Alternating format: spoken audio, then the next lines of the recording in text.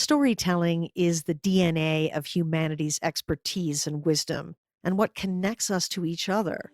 So that's why when we listen to a story or watch it on video, it engages our whole being. And yet, a lot of entrepreneurs truly struggle to share their stories in a way that makes them stand out and reach the people who need to hear them.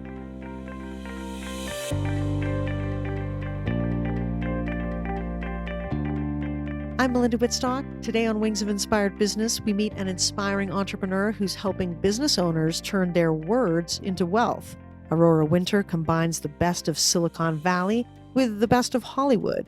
Using her expertise in film and neuroscience, she helps people tell memorable stories that builds brands, books, and businesses. I can't wait to introduce you to Aurora first.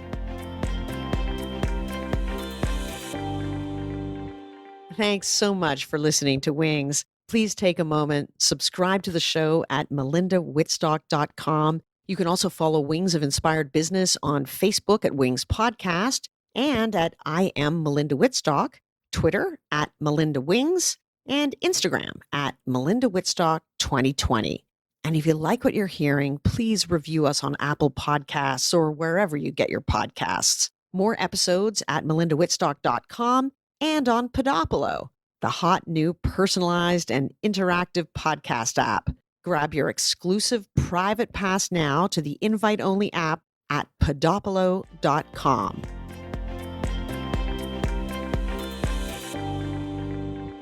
I'm so excited to share what I've been up to at Podopolo, so I'm inviting you to get exclusive early customer access to the future of podcasting.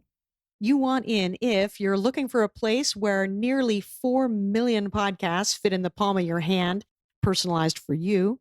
You're ready to join a whole new world of interactive podcasting. You've been amped about engaging with your favorite hosts and friends. This magical place is called Podopolo, and we're waiting for you. The only requirement? Be a podcast fan. Get early access today with your special invite at podopolo.com. And if you have a podcast, claim it for free and start making money from podcasting. That's podopolo.com. We all love a great story. It's what connects us, uplifts us, engages us, and ultimately leads us to buy a product or service. We all want to feel an emotional connection, which is why storytelling is the secret to great branding and marketing. Aurora Winter left her lucrative career as a TV executive decades ago to become a full-time best-selling author, trainer, and a serial entrepreneur. Using storytelling for business, she created a life of freedom, creativity, and contribution. She helps her clients turn their words into wealth, wisdom, and wonder.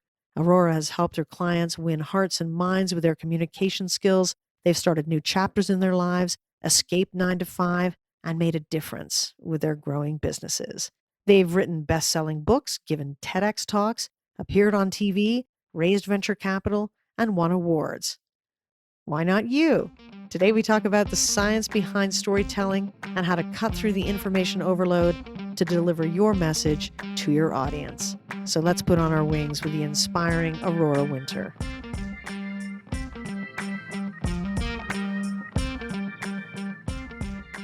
Aurora, welcome to Wings. Oh, it's so great to be here with you, Melinda. Me too. I love your intersection between Silicon Valley and Hollywood, and that the common thread, of course, that combines creativity with data, neuroscience, and whatnot is just really good storytelling because it connects us together. What's the role of storytelling in business? Well, I'm so glad that you're asking about storytelling, and you and I share, a background in film and TV. So I think we're both sold on this concept, but I want to emphasize that storytelling is not like the icing on top of the cake of communication. It is the cake. Storytelling is the DNA of humanity's expertise and wisdom. Storytelling is essential to how humanity has survived and thrived over generations, over millennia. So when we are ignoring storytelling, we are really missing out on the most fundamental and important way that human beings can communicate and connect. Yeah, it's true. It's like when we find something, when we tell a story, is it just that it engages our right brain? It just makes us think in a different way. It opens us up. It's so much more than that. But yeah, let's dive into the neuroscience of it for just a moment. Actually, stories appeal to our whole brain, the right brain and the left brain, and they trigger so much. It's like listening to a song. When you listen to a song, you can be transported in a moment to another space and time. It evokes all these things. When you listen to a moving story or watch it on video or listen to it on a podcast, it can engage all of your systems, all of your senses, all of your memories. Let's contrast it to what we are thinking nowadays, those of us who've been educated in university, as I have been. I've got an MBA, which is we kind of think that we are a brain on a stick. We're not a brain on a stick. People make a really big mistake in communication when they imagine that the message sent is the message received. That is simply not true. And so, I have just recently been based in Silicon Valley. There's a lot of super smart, analytical people there, engineers, entrepreneurs, innovators. I love these people. But one mistake that really smart people make is they imagine that if they send the Excel equivalent of a spreadsheet to somebody else, that the other person who is smart will open that Excel spreadsheet of information and data and receive it. And that's just not how it happens whatsoever.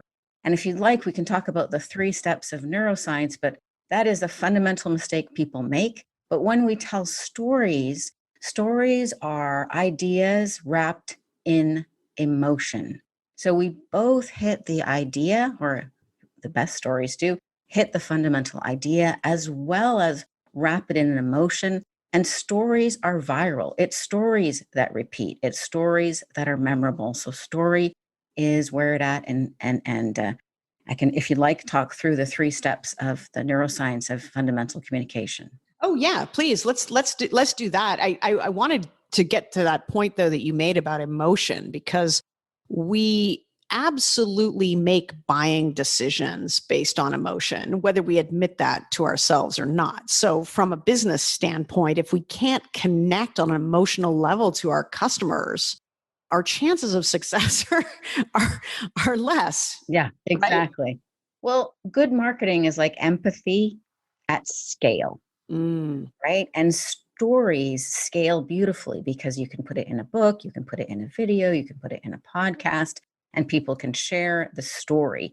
And like you said, we don't make buying decisions intellectually, although we like to fool ourselves that we do. We like to think we do, but we don't.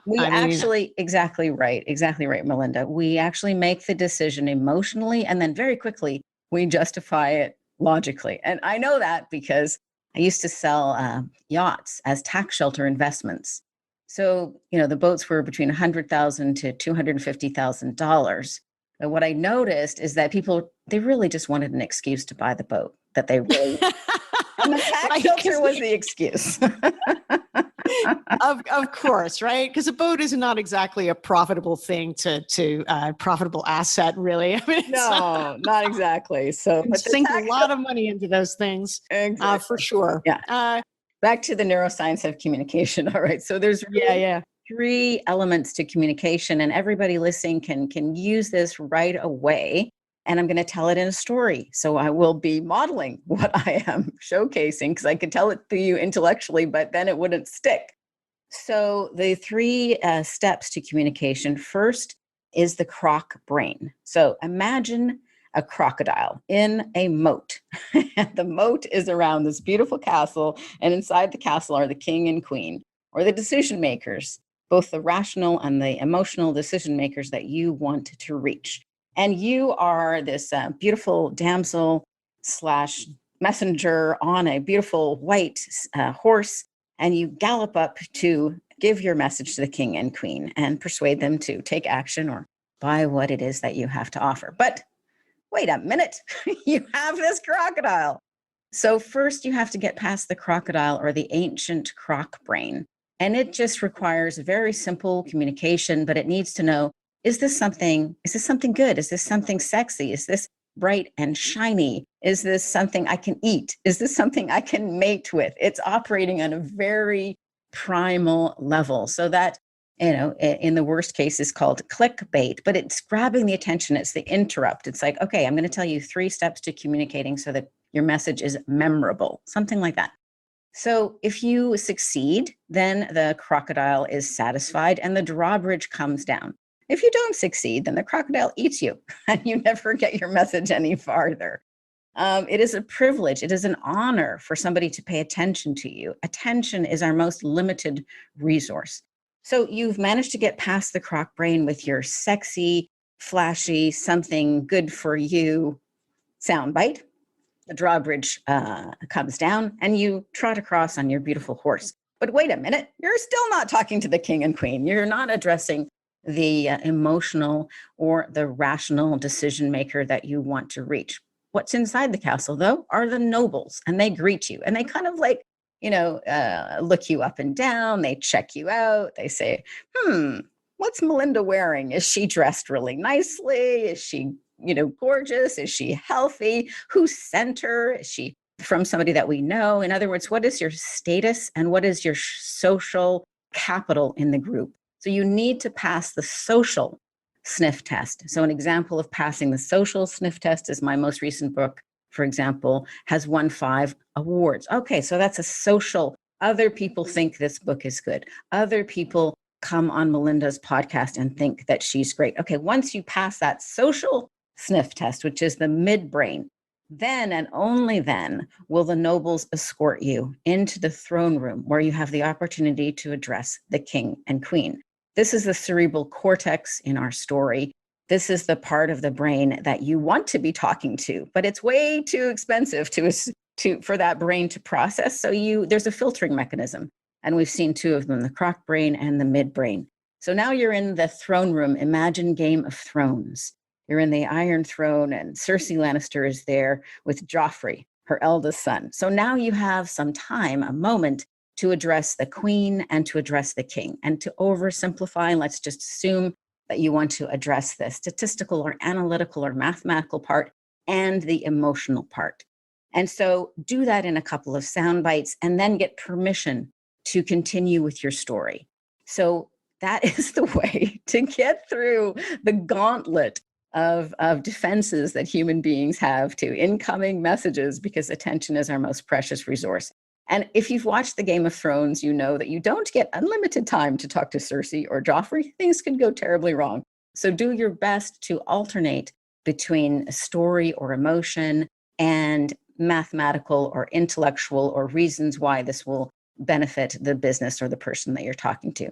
Does that make sense, Melinda? Yeah, it does. I mean, basically what you're talking about is a really nice right and left brain balance. Exactly. Where you have to be able to leverage both. And it's getting harder and harder in our world right now, where just the pace is so quick. The information overload, I like to call it infobesity, I right? love that. So much. Infobesity.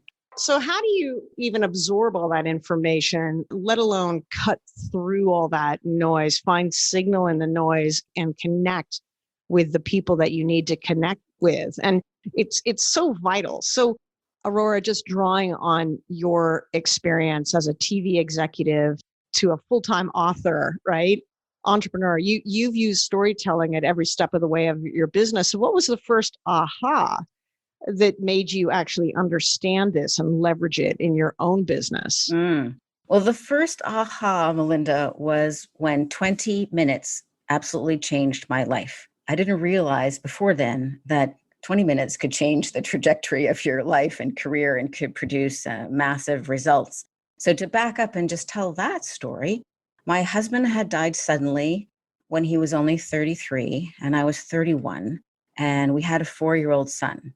So completely blindsided by that experience, I suddenly found myself without a business partner, without a husband, without a job, without any source of income, without anybody having my back, but a 4-year-old that I needed to provide for.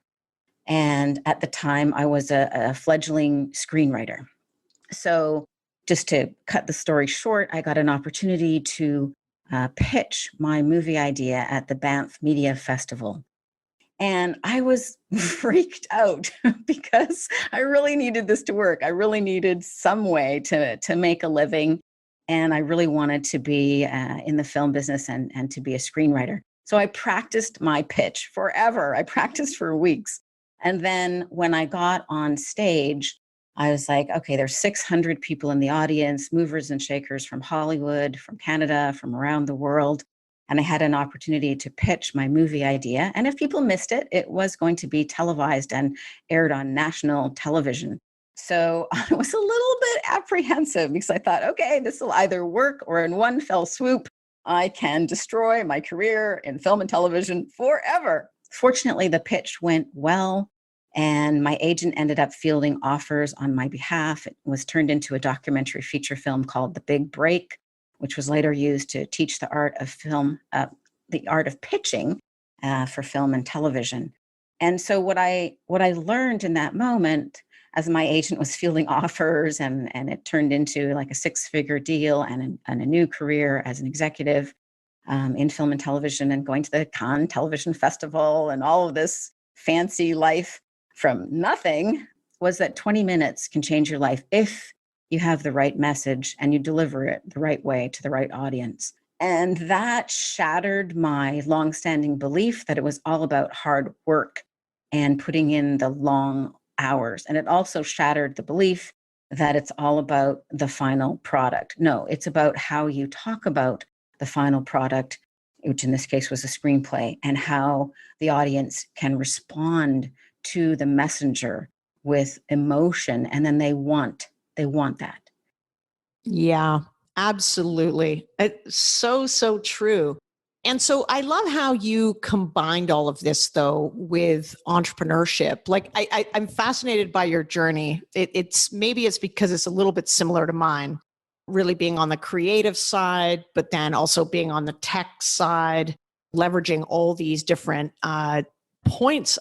I think listening to your story, it resonates so much with me personally, as you have these different experiences that don't necessarily connect, as you're living them, but you maybe, I don't know.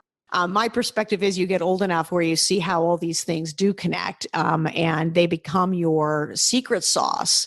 And so now where you are in helping kind of entrepreneurs and business owners, either with their books or like tell great stories or whatever, I guess, when did you feel that all these disparate parts of the things that you've done kind of came together in what you're doing now? Well, I think we do have a lot in common, Melinda, that creative side, the expressive side, the interviewer side, and the entrepreneur side. So the way my brain works is just always creating stuff. It's always creating books or movies or businesses. So I'm that weird overlap of like, I really am a career entrepreneur. I've had multiple businesses that have in completely different industries that have reached 7 figures each.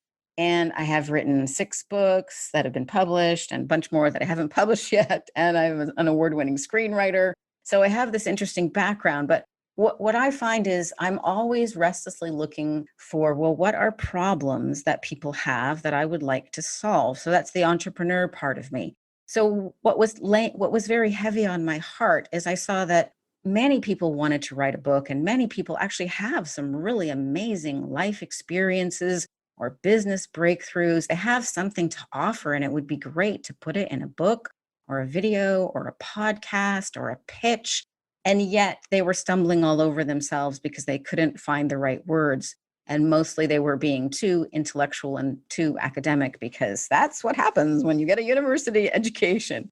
And so, every time I launch a new business, I'm always thinking, what problem can I solve for others? And my current business, I'm the founder of Same Page Publishing, is I solve for leaders and experts and entrepreneurs, people like you, Melinda, people who already have something great to offer the world, but are way too busy running their business. I help them create a book by interviewing them on a podcast like episode. And then my team and I take that messy first draft, that's created by people talking, because everybody can talk who's got something to share. And then we turn that into a polished published, hopefully award-winning book. And with the benefit that you also need a whole bunch of media in order to launch your brand or your business or your book. So the podcasts that we record in order to brainstorm their book and come up with their content, that can be sliced and diced into maybe 200 pieces of social media content. And not only that, they also get comfortable talking on podcasts, radio, and TV because they've been used to talking about their content with me. And I'm a media trainer, so I help them get it down so it's clear, concise, compact, and that they can share their message. So many people spend 3.5 years writing their first book, and then they publish it, and they press publish on Amazon. Nothing happens because they haven't put any thought into marketing the book, or they haven't put any expertise into getting media trained so that they can be on podcast or video or TV. And so then they're like really disappointed. And the book could be great. It could be groundbreaking. It could be super helpful. But if it's hidden and nobody hears about it, it will tragically not be read. So I help solve all of these problems because, hey, I've made a lot of mistakes myself launching my own books, which I started publishing in 2005. And I figure once I've learned how to do something and I've solved the problems for myself, if I can help others solve that same problem, well, I'd like to. That's so wonderful. It's interesting you talking about books in that way. I have the same issue. I help a lot of people launch podcasts, and they come to me with questions like, what kind of mic should I get? And I'm like, no, that's like the least of your worries. It's like, what's your why? Who's your audience? Who are you trying to reach? What transformation do you want to see in them? And what's your monetization and marketing strategies? And very few have thought about that. And there's so many podcasts that launch that are great that no one ever discovers for the exact same reason you're talking about in the context of books. It's very, very similar. Yeah, Melinda. And you add so much value by asking people these questions that are obvious to you, but not obvious to them. Right? Yeah, I'm shocked, actually. I'm continually shocked that it's not obvious because, I mean, it's something that I see also in the tech space because I'm a tech entrepreneur as well, is that, this idea that if you build it, they'll come. Yeah, right. Yeah, that we need to bust that myth.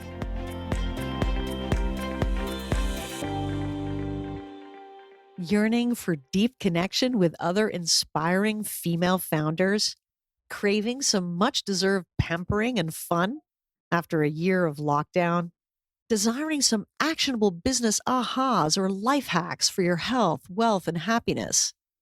I have a special invitation for you today to join our curated community of top women entrepreneurs in pristine 5-star luxury in Costa Rica this October for rejuvenation and reconnection at the Wings Retreat. Learn more at wingsexperiences.com/apply. That's wingsexperiences.com/apply. Expect magic.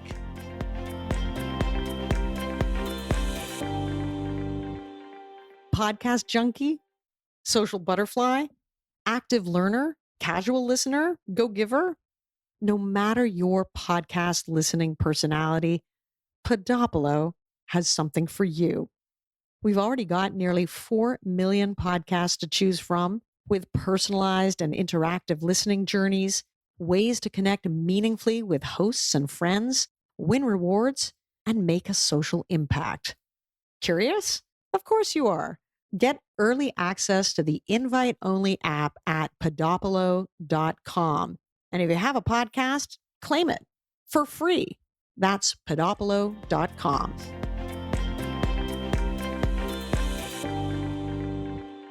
And we're back with Aurora Winter, CEO of SamePage. Well, I think that, podcasts and books really go beautifully hand in hand. Podcasts, I would say, are a little bit like a magazine. They're not like the newspaper, like if it's yesterday's newspaper, nobody listens to it or reads it. Podcasts have a good shelf life, like a good magazine. But books are a different kind of shelf life.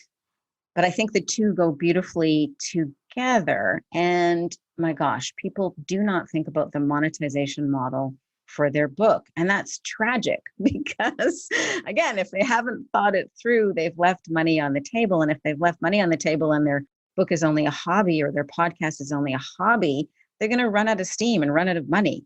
So one of the things, Yeah, run out of money and also get burnt out and frustrated and something that exactly. could be really good and could really transform a lot of lives or really fulfill whatever mission they had, whatever that spark was, to begin with. So talk Exactly. to me about some of the ways that you can make money from a book. Yeah. Well, that's one of the things I talk about in depth in my newest book, Turn Words into Wealth, Blueprint for Your Business, Brand, and Book. Because like you, helping your clients with podcasts, I got so frustrated that nobody thought about the monetization model. Right. So I walk through 7 different successful monetization models in my new book, Turn Words into Wealth.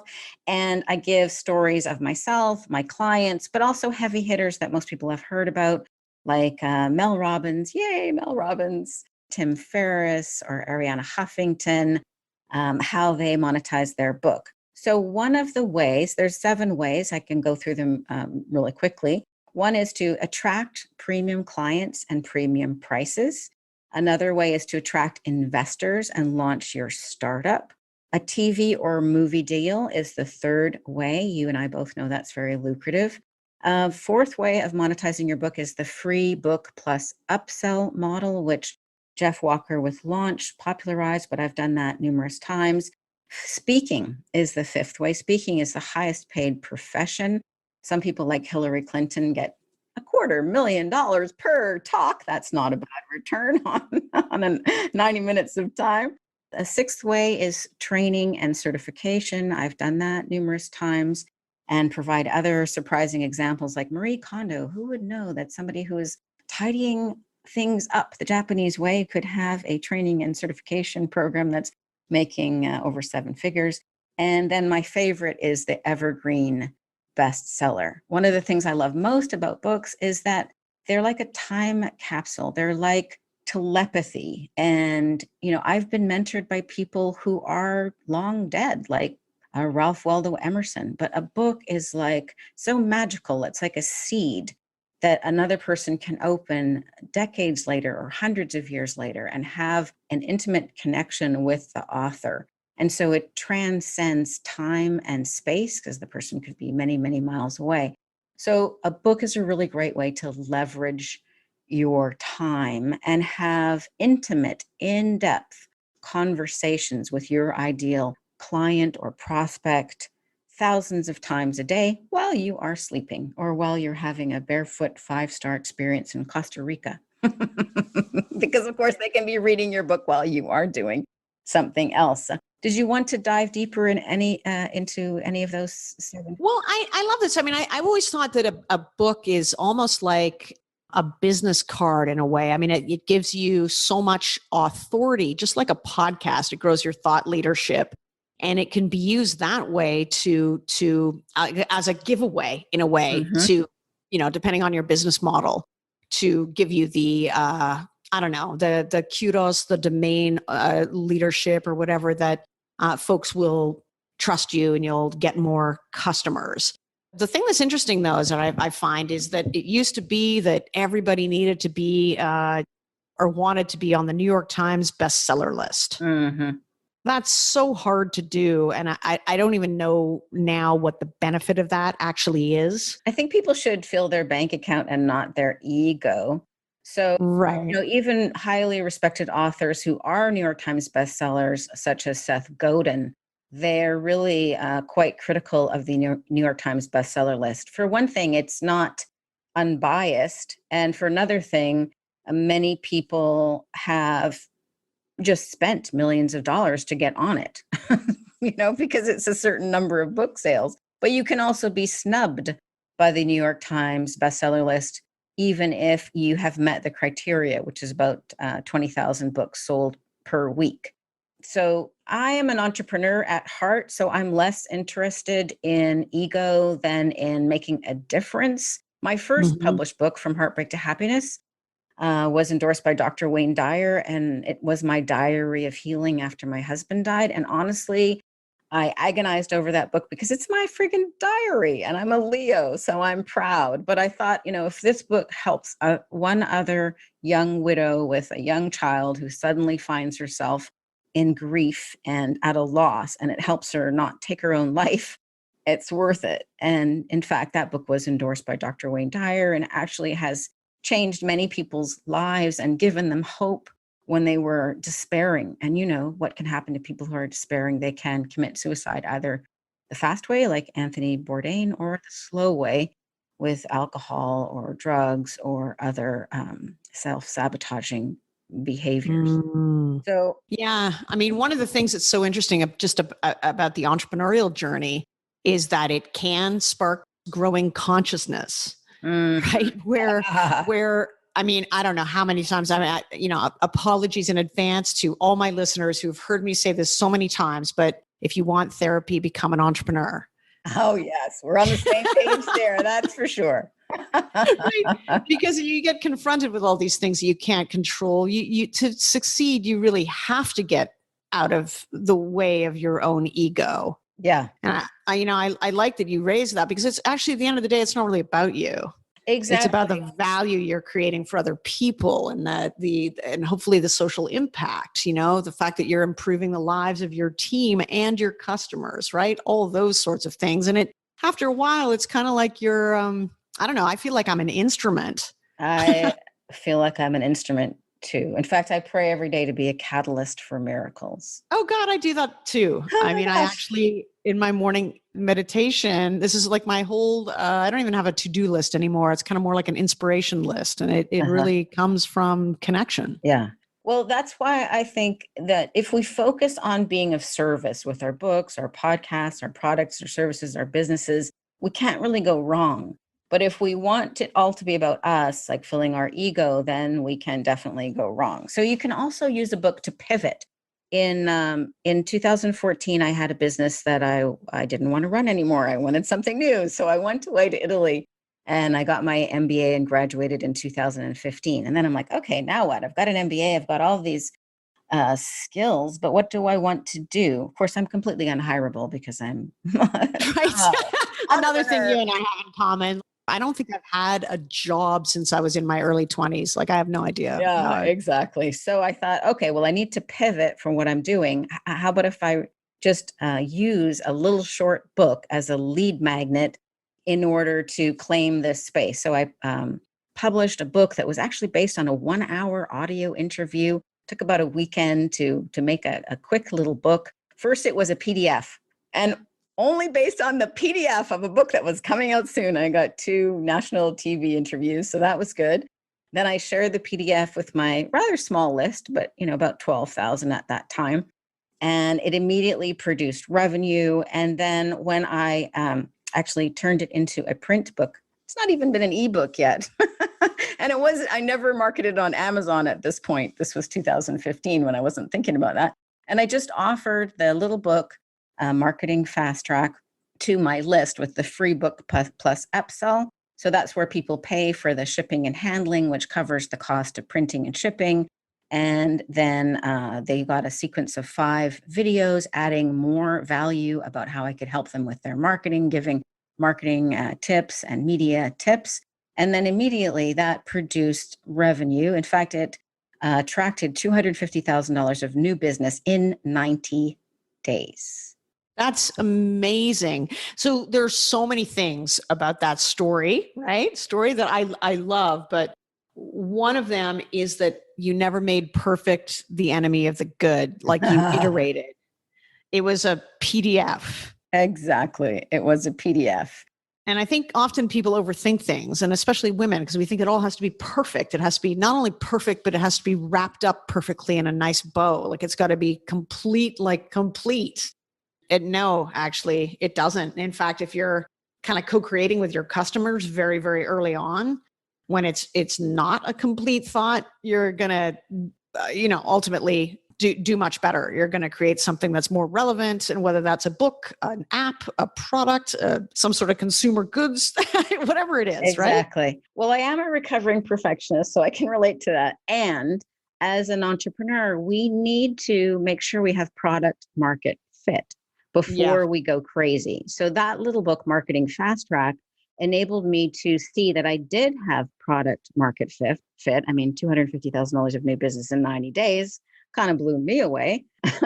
That's great. And then you can expand. Like what you're saying, Melinda, is so wise. Like we want to have a minimum viable product, whether it is a book or some kind of other product, in order to get the response of the marketplace, and then tailor our final offering, or our ever evolving offering in my case, because there's no such thing as final in my world, to what the market needs and what the market wants. So the minimum viable product, MVP, is like well known in Silicon Valley, but not many people think of using a book as an MVP. But if you're pivoting your business or your product or service, you could use a book, as I did, to make sure that you're on the right track. And in this case, it was a book plus a couple of videos to add value and make sure.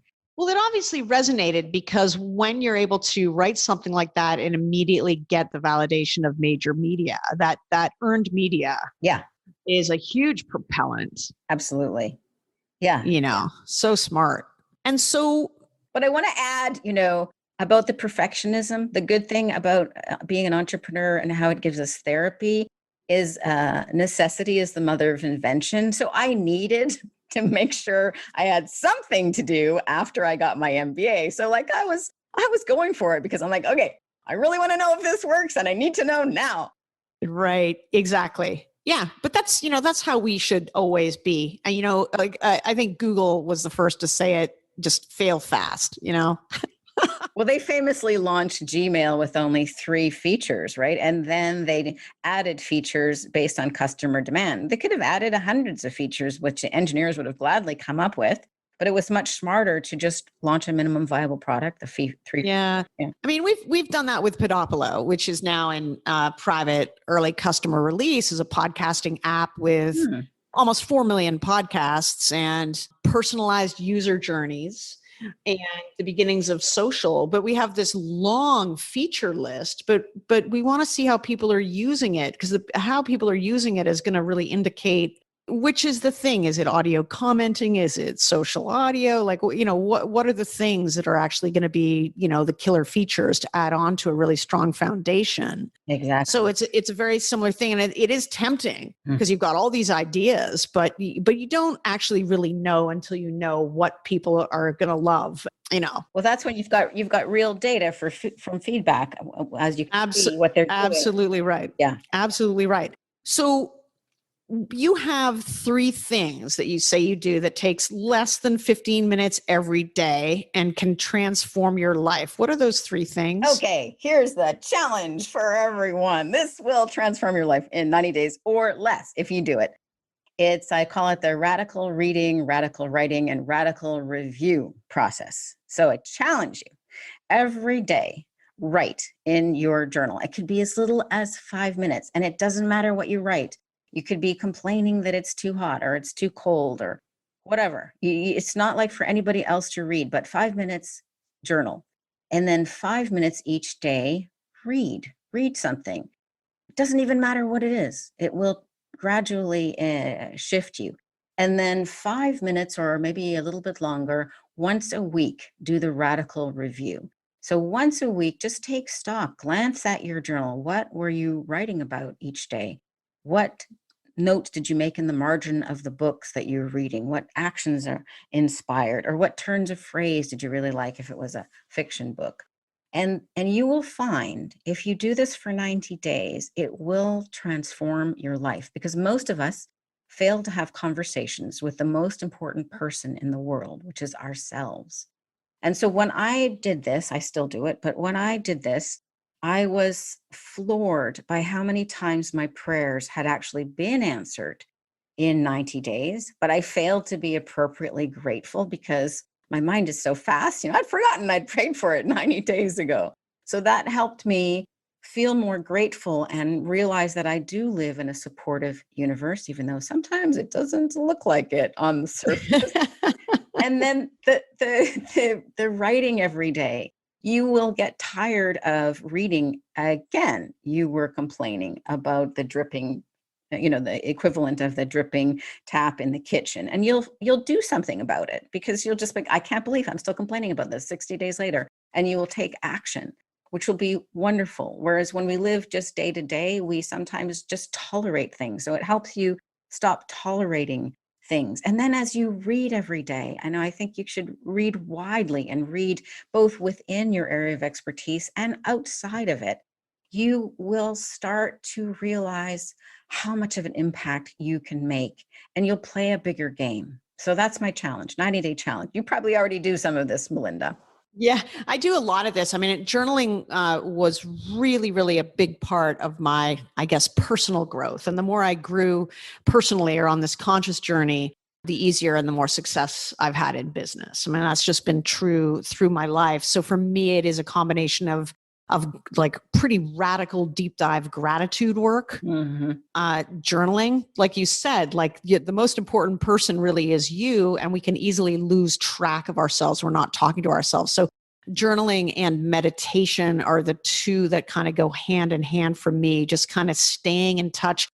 To me, at the end of the day, it just comes down with being in the present moment, just being conscious, being aware, being kind of like a witness to yourself, you know? Journaling also helped me really understand that my primary value is meaning, not money. And, Yes, exactly. and Yeah, that's me too. important because the Oh my God, world, are we sisters? Like, because you're everything you say something, and I'm like, yeah, like I was going to say that. well, tell me more about you and meaning versus money. I realize actually looking back, every single business that I've ever launched, even as a kid, was all about mission. Every single one of them, and the money followed. Yeah. I actually realized that I've never launched a business just for the pure intent of making money. Of course, I want to make money, but it's not the number one. It never has been for me. Yeah, I think it's really great when we have the right priorities. And if meaning is first, then the money will follow. But when we get the golden calf as the number one thing to worship, things can go terribly wrong. Yeah. Yeah. I think that's true. Well, also, if you're motivated only by money, you get to the destination you wanted on money, and you get to that destination and you don't feel any different. You'll never have enough. You'll never have enough. I know some extremely wealthy people, and they're not the happiest. By and large, once we're making enough to meet our fundamental needs, in the US it's about $70,000 a year. There's not a strong correlation with increased money and increased happiness. In fact, my besides meaning, the other thing I really go for is freedom. So I like to have freedom of time, freedom to say yes to a client that I'm all excited about their message, and freedom to say no to a client or prospect who just wants to make money and has really nothing to add to the world. Is not my ideal client, might be somebody else's ideal client. So, I think that journaling, reading, and reviewing will really help you sort out your top values and help everyone continue to evolve. Like, I think we were taught a myth in university, or at least I was. It's kind of like, okay, you're going to have a career and then you're going to be done. Or you're going to have a business and then you're going to be done. No, we're always evolving and growing and changing. And that's the fun part of it. So true. Oh my goodness. So anybody out there who needs a book written, how is the best way, Aurora, that they should contact you and find out about your programs and work with you? Well, the first thing they should do is read my book, Turn Words into Wealth: Blueprint for Your Business, Brand, and Book. And you can get it on Amazon or Apple Books or Kobo or wherever you like to get your books. That way they'll know if they're on the same page as I am. And then the second thing to do is they can go to my website, which is my name, aurorawinter.com, AuroraWinter.com, and they can get some gifts, including some videos, audiobooks, this and that, so they can learn more, and they can sign up there if they would like to get a one-on-one session with myself or somebody on my team, and we can explore the book that they have in their heart and mind. And if we can help them, we certainly will. Fantastic. Well, thank you so much for putting on your wings and flying with me today. You're welcome. Aurora Winter is the CEO of Same Page. She's also a best-selling author, helping her clients leverage storytelling for successful branding and marketing. Lift as we climb is more than words. It's revenue and profit. When our carefully curated community of women entrepreneurs joined together for our 2 retreats in 2019, magic happened. Together, we've exchanged more than $500,000 in new business between us. Yes, women do succeed when we collaborate with each other, when we take meaningful action to support one another, promote each other, buy from each other, mentor each other, invest in each other.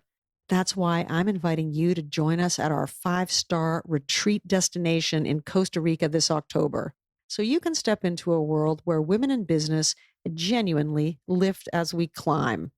Learn more at wingsexperiences.com/apply. That's wingsexperiences.com/apply. Expect magic. That's it for today's episode. Thanks for listening. Head on over to wingspodcast.com and subscribe to the show. When you subscribe, you'll instantly get my special gift, the Wings Success Formula.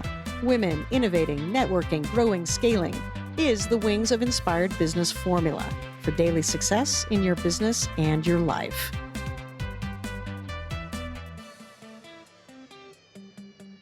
And when you go to wingspodcast.com/win and post a review to Apple Podcasts, you'll be entered into a drawing to win a once-in-a-lifetime VIP opportunity to mastermind with me personally to grow and scale your business or launch a profitable podcast. That's wingspodcast.com. And don't forget to grab your exclusive private pass to the new invite-only Podopolo app, where you can build your personalized listening library from 4 million podcasts, connect with friends for meaningful conversation, and win rewards. More at podopolo.com.